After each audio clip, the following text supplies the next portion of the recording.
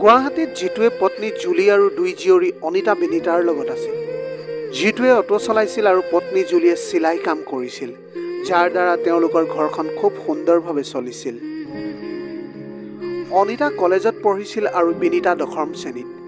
জিতুৱে নিজৰ দুই জীয়েকক পঢ়াই শুনাই নিজৰ ভৰিত থিয় কৰিব বিচাৰিছিল, যাতে সিহঁতক এখন ভাল ঘৰলৈ উলিয়াই দিব পাৰে।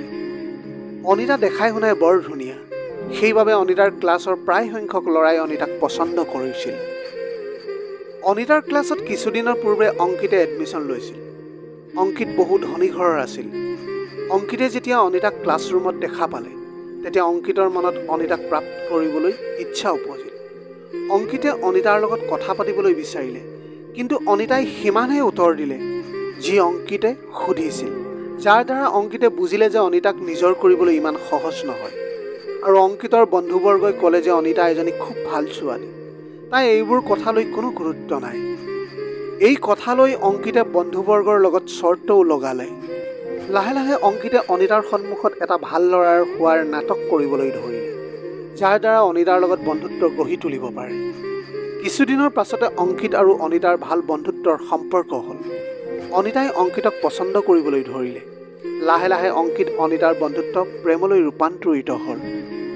যেতিয়াই অনিতাই অংকিতক বিয়াৰ কথা কয়, তেতিয়া অংকিত থতমত খায় আৰু কয় যে কলেজৰ পঢ়া শেষ হোৱাৰ পাছত মই ঘৰত বিয়াৰ কথা ক'ম। অনিতাৰ বান্ধৱী শিখাই অংকিত আৰু অনিতাহঁতৰ সকলো কথা জানিছিল। অনিতাহঁতৰ ঘৰৰ ওচৰতে এখন গেলামালৰ দোকান আছিল। সেই দোকানখন জিন্তুহঁতৰ আছিল। জিন্তু একমাত্ৰ সন্তান আছিল মাক বাপেকৰ। জিন্তুৰ বাপেক ঢুকোৱাৰ পাছত জিন্তুক মাকে বহুত মৰমেৰে ডাঙৰ কৰিছিল। কিন্তু জিন্তুৰ পঢ়া শুনাত একেবাৰে মন নাছিল, কেৱল বন্ধুৰ লগত ঘূৰি ফুৰিবলৈ ধৰিছিল। সেইবাবে মাকে জিন্তুক এই দোকানখন খুলি দিলে, যাৰ দ্বাৰা সি কিছু ধন উপাৰ্জন কৰিব পাৰে। জিন্তুৱে অনিতাক বহুত পচন্দ কৰিছিল। সেইবাবে জিন্তুৱে অনিতাক কিবা নহয় কিবা উপায়েৰে চাবলৈ চেষ্টা কৰি থাকে সদায়। কিন্তু এই কথা অনিতাইও বুজিছিল, কিন্তু তাই জিন্তুক দেখিব নোৱাৰিছিল, কাৰণ সি পঢ়া শুনা নকৰা গাঁৱলীয়া সৰু দোকান চলোৱা বুলি। এদিনাখন শিখা অনিতাৰ ঘৰলৈ আহিছিল আৰু দুয়ো বান্ধৱীয়ে অনিতাৰ ঘৰৰ আগফালে বহি আছিল। জিন্তু সন্মুখৰে নিজৰ দোকানত বহি আছিল আৰু অনিতালৈ চাই ৰৈছিল। শিখাই অনিতাক ক'লে, তোৰেই ভাল, অংকিত ইমান ধনী ঘৰৰ ল'ৰা, তইতো বিয়াৰ পাছত ৰাজৰাণীৰ দৰে থাকিব পাৰিবি। আৰু দোকানৰ ফালে চা, তোৰ প্ৰেমিকে তোৰ ফালে কিদৰে চাই আছে। তেতিয়া অনিতাই ক'লে, শিখা তই সেই জিন্তুৰ নাম নলবি, মই তাক একেবাৰে দেখিব নোৱাৰোঁ। অনিতাৰ কথা শুনি শিখাই ক'লে, মইতো তোক জোকাৰিছোঁহে। আগলৈ এনে ধেমালি নকৰিবি শিখা। ক'ত অংকিত পঢ়া লিখা ধুনীয়া আৰু ক'ত বনাই বনাই ঘূৰি ফুৰা জিন্তু। তেনেকৈ দিন গৈ আছিল। এদিনাখন অনিতাই নিজৰ মনৰ লগতে নিজৰ শৰীৰটো অংকিতক সঁপি দিলে। সেই দিনৰ পাছত অংকিতৰ ৰূপেই সলনি হৈ পৰিল। অংকিতে এতিয়া অনিতাক কলেজত দেখিলেও নামাতিছিল আৰু তাইৰ ফোনটো কেতিয়াও ৰিচিভো কৰা নাছিল। কিছুদিনৰ পাছত অনিতাই গম পালে যে তাই মা হ'বলৈ ওলাইছে। এই কথা যেতিয়া তাই অংকিতক ক'লে, তেতিয়া অংকিতে ক'লে, তোমাৰ দৰে ছোৱালীবোৰ এনেকুৱাই হয়। তুমি আন কাৰোবাৰ পাপ মোৰ মূৰত জাপি দিব বিচাৰিছা। তোমাৰ নিচিনা ছোৱালী মোৰ ওচৰৰ পৰা গুচি যোৱা আৰু কেতিয়াও মোক নিজৰ মুখখন নেদেখুৱাবা। অনিতাই অংকিতক বুজিলে যে সি তাইক ঠগিলে। এতিয়া অনিতাই কি কৰে? অনিতাৰ ওচৰত কোনো বাট নাছিল। তাই আত্মহত্যা কৰাৰ কথা ভাবিলে। সেইদিনাই ৰাতি অনিতাই বহুখিনি টোপনিৰ ঔষধ খাই পেলালে। অনিতাৰ ভনীয়েক বিনীতাই খিৰিকী ফালৰ পৰা দেখিলে যে টোপনিৰ ঔষধৰ বটল পৰি আছে আৰু বহুত টোপনিৰ ঔষধ তলতো পৰি আছে। বিনীতাই মাক দেউতাকক মাত দিলে আৰু বিনীতাক হস্পিটেললৈ লৈ গ'ল। ডক্তৰে অনিতাৰ জীৱনটো ৰক্ষা কৰিলে আৰু ঘৰত অনিতা অংকিতৰ সম্বন্ধৰ কথা সকলোৱে জানিলে। এই কথাবোৰ অনিতাৰ মাক দেউতাকে একো বুজিয়েই পোৱা নাছিল। অনিতাৰ দেউতাকে অংকিত আৰু অংকিতৰ দেউতাকৰ লগত কথা পাতিবলৈ অংকিতৰ ঘৰলৈ গ'ল। কিন্তু অংকিত আৰু অংকিতৰ দেউতাকে অনিতাৰ দেউতাকক বহুত অপমান কৰিলে আৰু লগতে ক'লে যে তোমালোকৰ দৰে দৰিদ্ৰ লোকে ধনী লোকক এনেদৰে জালত পেলোৱা। এতিয়া অনিতা আৰু অনিতাৰ মা দেউতাকৰ সন্মুখত যেন কোনো ৰাস্তাই বিচাৰি পোৱা নাছিল, কাৰণ সমাজত বদনামী হোৱাৰ ভয়তে অনিতাক গৰ্ভপাত কৰি দিলে আৰু সোনকালেই দৰা বিচাৰিবলৈ তেওঁলোকে আৰম্ভ কৰি দিলে। কিছুদিনৰ পাছত অনিতাৰ বিবাহ প্ৰকাশ নামৰ ল'ৰা এজনৰ লগত ঠিক হ'ল। কিন্তু বিয়া দিনা প্ৰকাশলৈ কোনোবাই ফোন কৰিলে আৰু অনিতা অংকিতৰ সম্বন্ধৰ বিষয়ে সকলো কথা কৈ দিলে। তেতিয়া প্ৰকাশে বিয়া নাপাতি অহা বাটেৰে ঘূৰি যাবলগীয়া হ'ল আৰু লগতে যিমান মানুহ আহিছিল বিয়ালৈ সকলোবিলাক ঘূৰি গুচি গ'ল। তেতিয়া অনিতাৰ মাক দেউতাক ভনীয়েক বহি লৈ কান্দি আছিল। সেই সময়তে জিন্তু আহিল আৰু সি অনিতাৰ দেউতাকক ক'লে, আপুনি অনিতাক মোলৈ বিয়া দিবনে? মই অনিতাক বহুত ভাল পাওঁ। অনিতাৰ দেউতাকে তৎক্ষণাতে জিন্তুৰ কথাত মান্তি হ'ল। অনিতাৰ বিবাহ জিন্তুৰ লগত হৈ গ'ল। কিন্তু অনিতা একেবাৰে সুখী হোৱা নাছিল, কাৰণ তাই জিন্তুক একেবাৰে পচন্দ নকৰিছিল। আজি সেই জিন্তুৱে তাইৰ শিৰৰ সেন্দুৰ হৈ ৰ'ল আৰু অনিতাই ভাবিলে ক'ত যে জিন্তুৱে মোৰ দৰে ছোৱালী পালে হয়। সি মোৰ দুৰ্বলতাৰ সুযোগ ল'লে। সেই সময়তে জিন্তু কোঠালৈ সোমাই আহিছিল। অনিতা বহুত খঙত আছিল। জিন্তুক ক'লে, তই মোৰ দুৰ্বলতাৰ বহুত ডাঙৰ সুযোগ ল'লি, কিন্তু তই মোক শিৰত সেন্দুৰ পিন্ধালি বুলিয়েই তই মোৰ স্বামী হলি বুলি এয়া কেতিয়াও ভাবি নলবি। জিন্তুৱে একোকে নামাতিলে আৰু মনে মনে বিচনাৰ পৰা গাৰু এটা লৈ পকাত শুই পৰিল।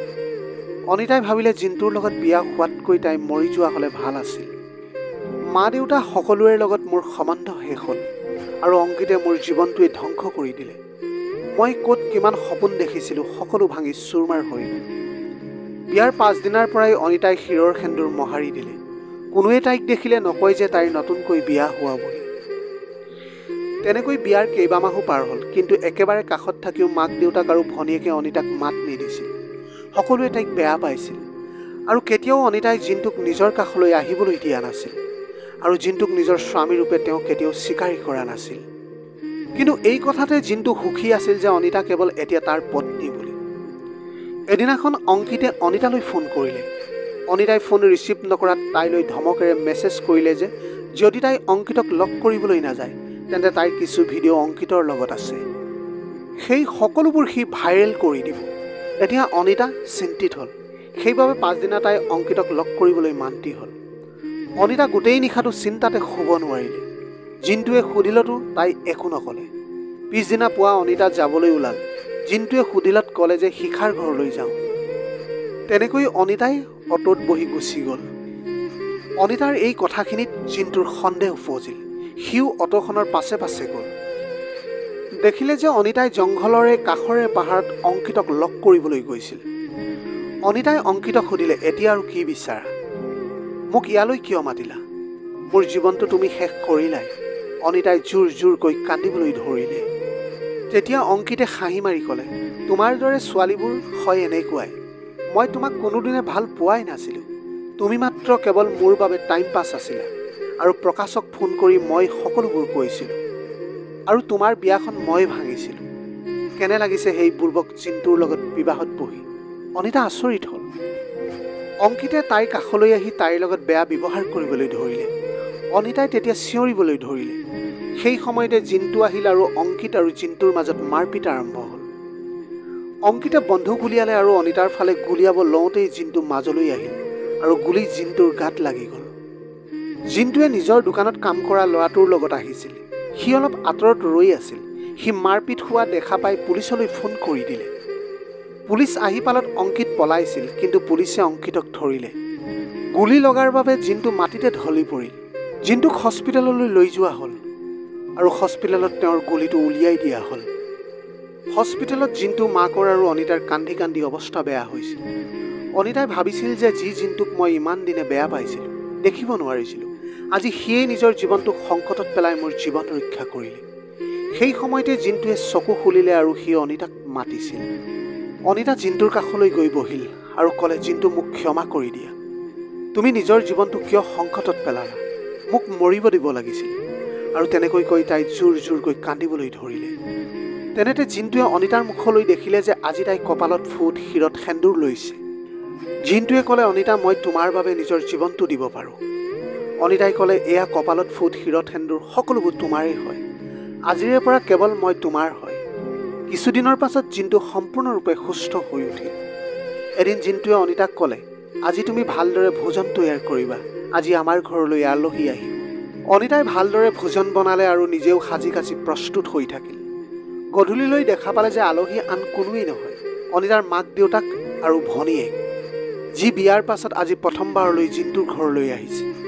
আৰু তেনেকৈ কেইবামাহৰ পাছত অনিতাই আজি নিজৰ পৰিয়ালৰ লগত মন ভৰি কথা পাতিছে। এই সকলোবোৰ জিন্তুৰ বাবে সম্ভৱ হৈ ৰ'ল। জিন্তুৱে অনিতাৰ মাক দেউতাকক বুজাব পাৰিছিল। এতিয়া অনিতাই জিন্তুক স্বামীৰূপে পাই খুব ধুনীয়াকৈ তেওঁলোকে সুখৰ সংসাৰ চলাই গৈছিল। প্ৰিয় দৰ্শক, এয়াই আছিল আজিৰ ভিডিঅ'টো। যদি ভাল লাগিল তেনেহ'লে লগৰ বন্ধু বান্ধৱীসকলৰ লগত শ্বেয়াৰ কৰিবলৈ নাপাহৰিব।